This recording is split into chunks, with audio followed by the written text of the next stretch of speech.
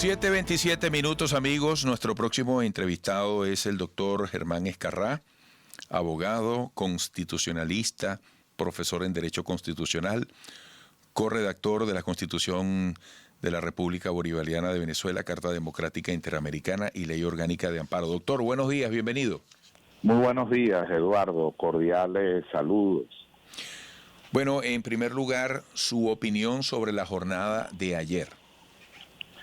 Bueno, fue una jornada cívica, democrática, muy pacífica, lo que es ya de por sí una gran conquista del pueblo de Venezuela.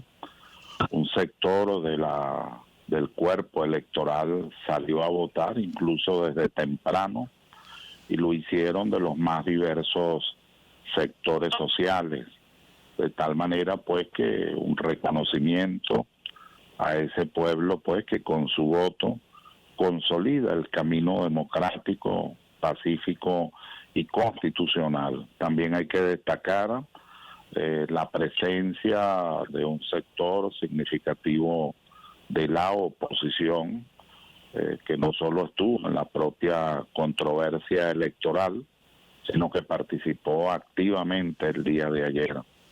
Y el reconocimiento también a la Fuerza Armada Nacional Bolivariana, a su despliegue en el Plan República y al Consejo Nacional Electoral. Observé que había mucho cuidado, mucha atención en el tema de bioseguridad como producto de esta pandemia a la que está sometido el universo, el planeta, el mundo. Y bueno, los mayores cuidados en esa materia pude observar, incluso en el momento en que ya uno iba a votar, en lo que llaman popularmente la herradura. Habían condiciones de mucho cuidado que hay que aplaudir, porque en realidad lo más importante y fundamental es la salud y la vida del pueblo venezolano.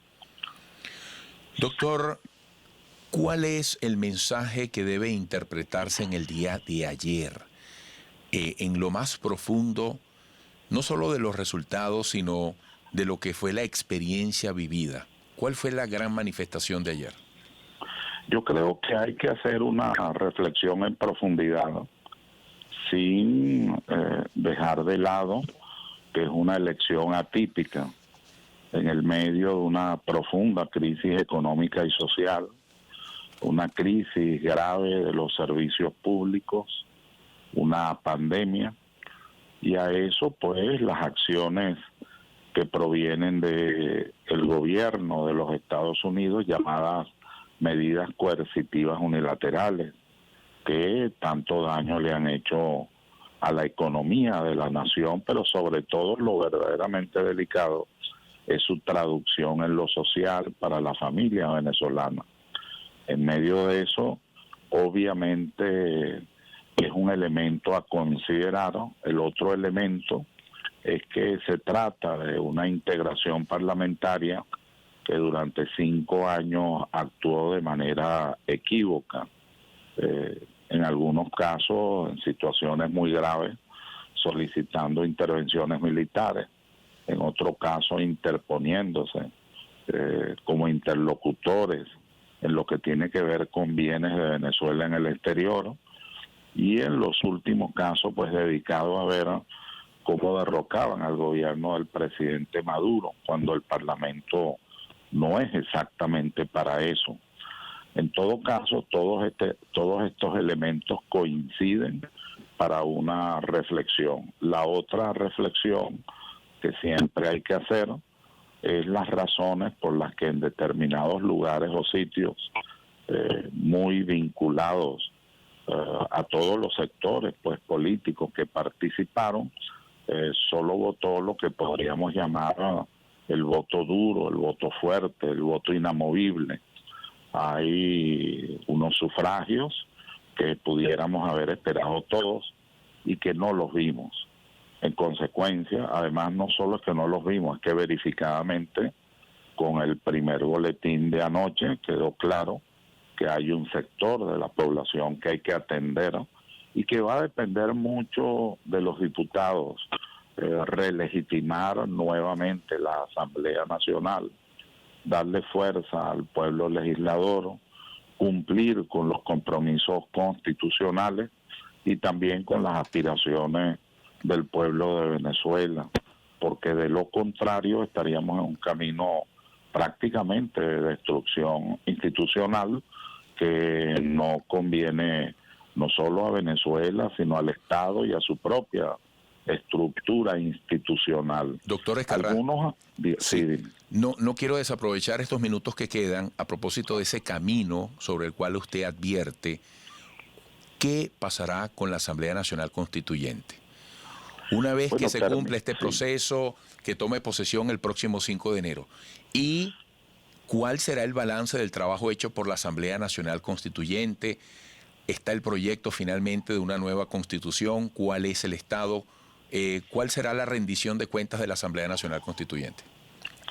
Bueno, la verdad es que termina este 30 de diciembre, con lo cual no luce factible el referéndum o consulta popular a los efectos de la evaluación, aprobación o no del proyecto constitucional. La verdad es que las más de 21 comisiones elaboraron sus propuestas en el rango de las leyes constitucionales, pero también en el rango de las normas superiores. Y la fase de integración de las normas se hizo y queda un trabajo muy importante de modernización, perfeccionamiento de una constitución. Es la segunda en duración, tiene 20 años, un poquito más de 20 años, y esto la coloca pues, en un rango histórico muy importante. Pero la perfectibilidad de la misma, como toda obra humana, seguramente en el momento en que tenga que ocurrir, que la historia así lo señale, este esfuerzo que se hizo pues será tomado en cuenta. Ahí sí, un conjunto, yo contaba, creo que fue antier, 22 leyes constitucionales, terminando con la ley antibloqueo y de desarrollo nacional y protección de derechos humanos, y alrededor de un poco más de 200 actos constituyentes, que constituyen también parte del patrimonio que allí se deja. Claro está, en el plano muy, muy personal, no tiene nada que ver con la Asamblea en general, sino hablo muy en lo personal. Siempre la idea fue mejorar la Constitución en aquellos aspectos mejorables, en el marco de la democracia, de la república, de los derechos sociales, o sea, del Estado social de derecho, y en el marco de una economía mixta, debidamente profundizada. Doctor Escarrá, se me agotó el tiempo, pero para que quede claro, las funciones, a ver si la escuché bien, las funciones de la Asamblea Nacional Constituyente terminan el 30 de diciembre. El 30 de diciembre. ¿No va a haber referéndum consultivo a un proyecto constitucional? No, hasta donde yo sé, no. ¿Y qué pasaría con ese proyecto? Es lo que acabo de explicar, pues queda como un patrimonio cultural fundamental para un nuevo proceso de esta naturaleza, sea por la vía de enmienda, por la vía de reforma, o sea que ocurra un hecho agravado como para una asamblea constituyente. Bueno, doctor, le agradezco mucho estos minutos. Eduardo, mis respetos y saludos siempre. Igualmente. Gracias, doctor. Muy amable. Germán Escarrá, abogado, especialista en Derecho Constitucional, profesor en Derecho Constitucional, corredactor de la Constitución de Venezuela, Carta Democrática Interamericana y Ley Orgánica de Amparo. Regresaremos.